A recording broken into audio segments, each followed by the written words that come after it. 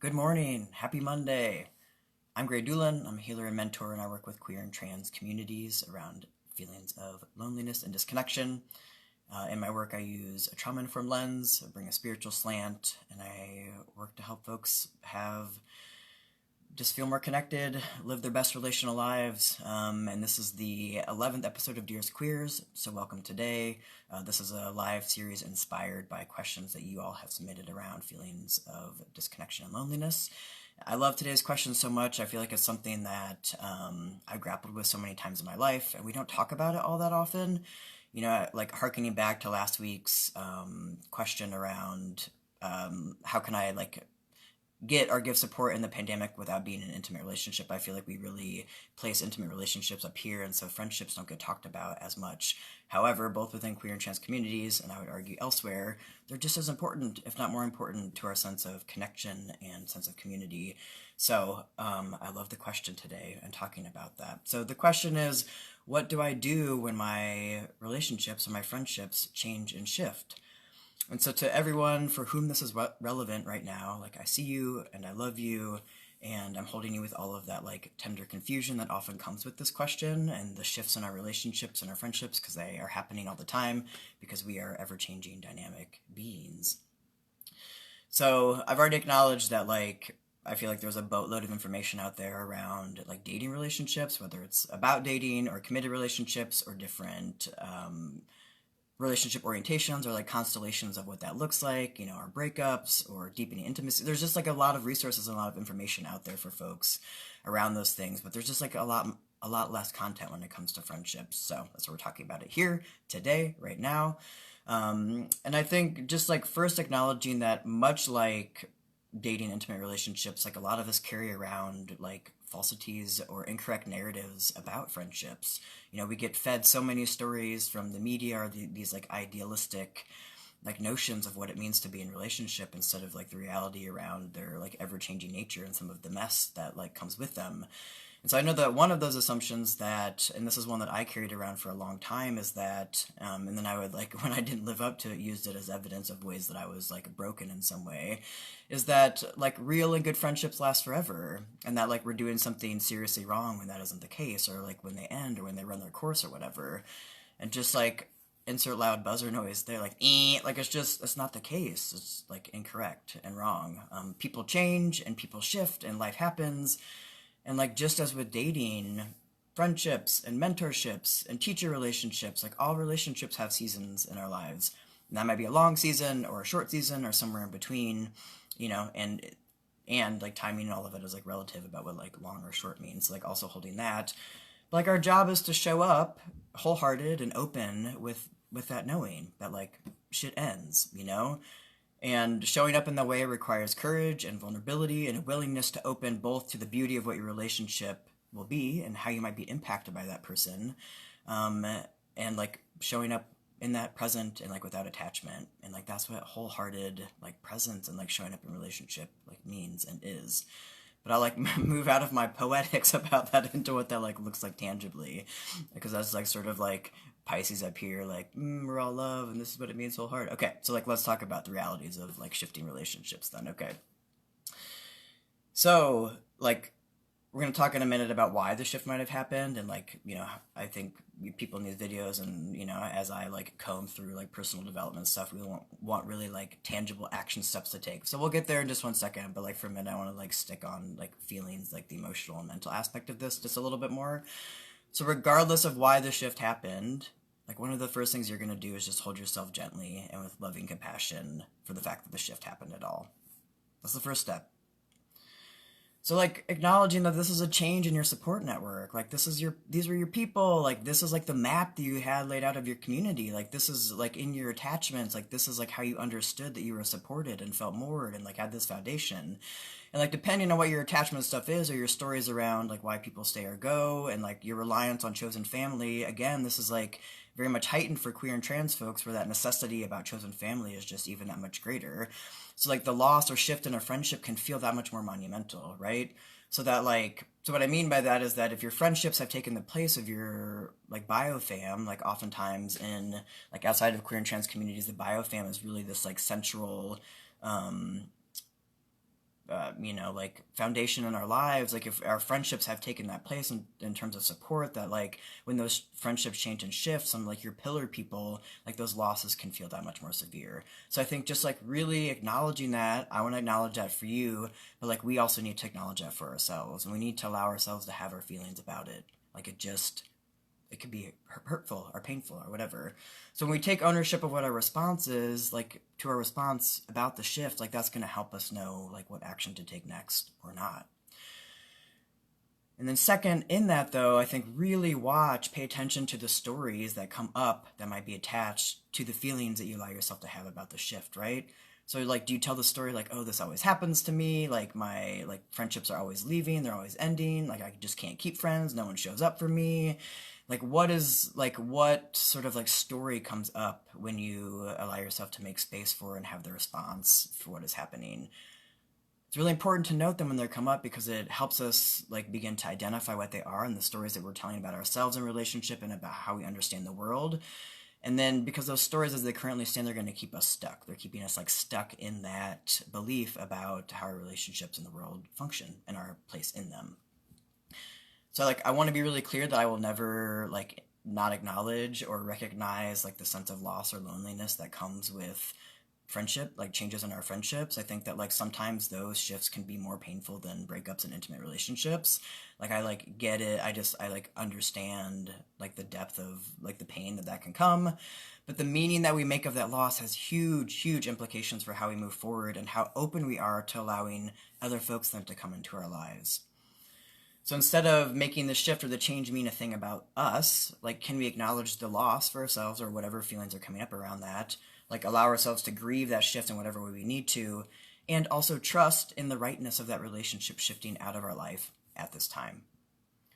It's like when we trust that everything is happening for us, which is a profound mindset shift, it makes letting things unfold as they will just a lot easier. There's just a lot more ease in that.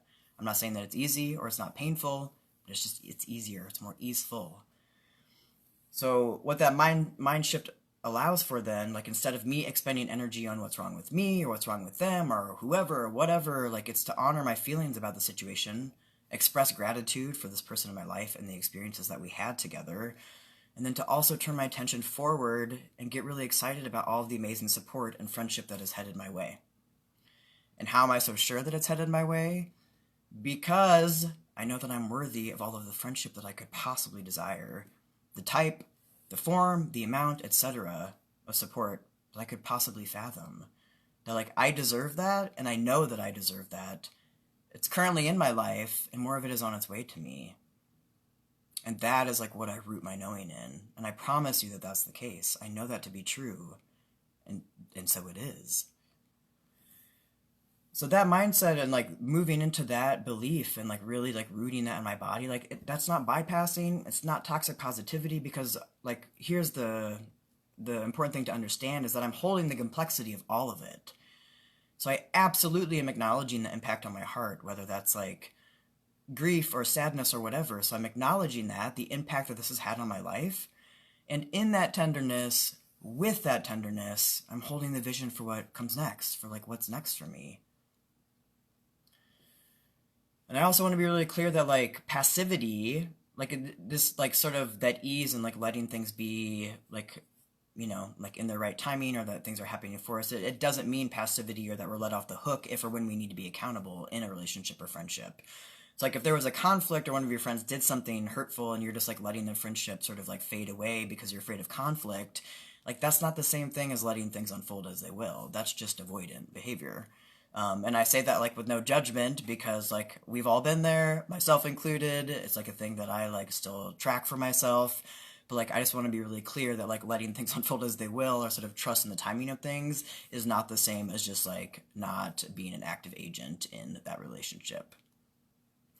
So those are like the emotional and mental aspects of the work, right? And so when it comes to what to actually do in the relationship, it feels less easy to provide kind of like a blanket answer in this live video about all of the like various possibilities about like what might be happening in your friendships right now. So just like want to name that. But like here are some questions. I like have a list of questions to like ask yourself as like a starting place to begin to unpack what might be happening, right? So did the shift or change, is it happening like due to a change in my life or theirs, right? So like things, like I said, life, we are like shifting and changing all the time. Like, did someone get a new job? Did they lose their job? Did they pick more hours at job? Are they caring for a sick parent? Are they sick themselves? Are they like at home with their like 4 kids that they're trying to like work from home and also homeschool, like do the like learning from home, like we're all in this like collective time together. So like those things collectively, and then how has that maybe impacted their life individually as well? And so are there just like life things that are like up and that have happened? And if not, if it's, or like one plus, like what else might be going on? Is there something that is unspoken between you?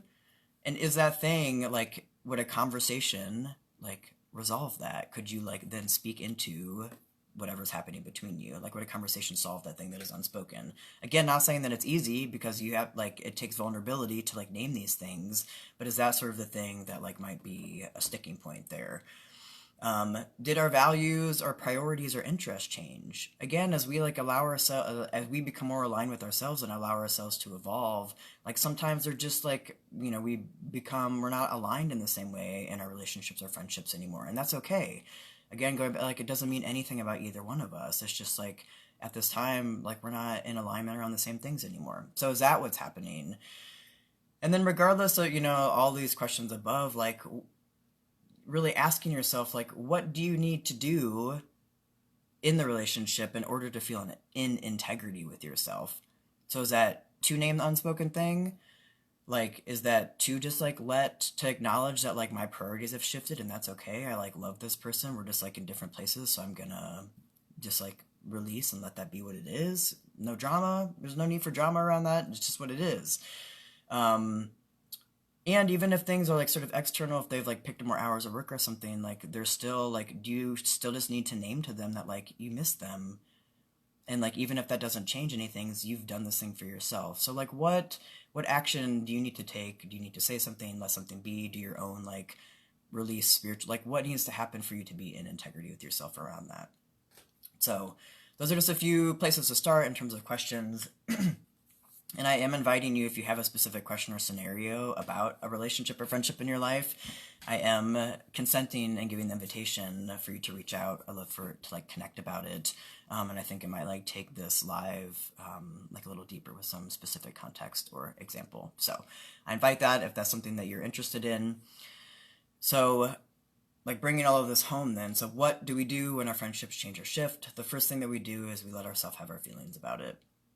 We say, ouch, this kind of sucks, or ouch, this like really sucks, or fuck, I hate this is really painful, or I'm angry or confused, or like whatever is happening, just like allow it, period. Like acknowledging that our attachment and relational stuff is going to be touched upon and like brought up like in our intimate relationships of all kinds, friendships included. And again, I want to highlight for queer and trans folks, this might be extra relevant because of the role that friendships and chosen family play in our lives. And given then like our attachment wounds with our it's heightened, just like extra tender. So be kind to yourself in it and like really validate how big your reaction is. Like don't judge it, just like allow it to be what it is.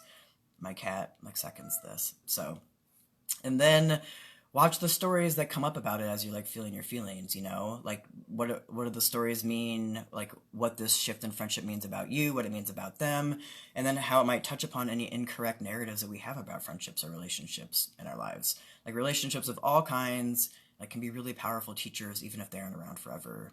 That's like the beauty of them. And the it's just I feel like it's the beautiful aspect of relationships, again, even if it doesn't feel easy. So let's acknowledge that and allow it, and then like not let it mean anything about us. And then when we're able, I think really allowing ourselves to get excited about the space that has opened up in our life for someone else or someone else's to come in then. So that, like, and just like really holding that maybe that the people who are coming in are better fits, who are more aligned with where we are now, like who are going to rock our world in different ways. Like, can we open up to that possibility? Like, can we hold that complexity of like maybe like the loss of this moving out, but then like get really excited about what's coming in and that it's going to be an even better fit for us and like for what's next for us. And then lastly, like when it comes to taking action, I think asking some of the questions that I listed previously as like a starting place to begin to unpack what's happening and then how to like move forward next in that. And if you have a specific question, like I said, about an example in your life, don't hesitate to reach out. I'm happy to connect with you around that. And if you're looking to expand your friendships and community right now and you identify as trans or non-binary, I really would love to invite you to the trans mentoring circles that I'm starting the week of October 12th. These are 5-week-long circles. They're going to be 4 people max in each of the circles, and they're broken down by age groups. And we're going to be taking on like the theme of loneliness in the first round, in the first 5 weeks. All these groups are going to be life-changing. They're going to be amazing. They're going to be a place where we're going to foster community and gain support from one another, increase our self-awareness, decrease our feelings of loneliness and disconnection. And really begin to like create and like live into our own, like our trans narratives around wellness and connection and community. That's what we're going to do there. The registration for the circles opens on Monday, September 4th, but I am holding a wait list right now for people who are interested. So please send me a DM with your email address if you want to get on that wait list. If you have any questions, please reach out. I will put a link to the info page below this Facebook video. It's also in my bio on Instagram. It will be in the YouTube video description.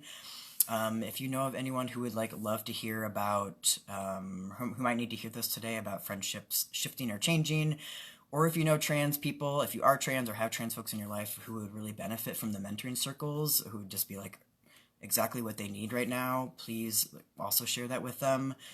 You can find me on Instagram at Doolin, and YouTube under the same handle, where all of these videos are posted every week as well. In the meantime, until next week, I love you all very much, and like thinking about you in all of the massive shifts and changes that are happening right now.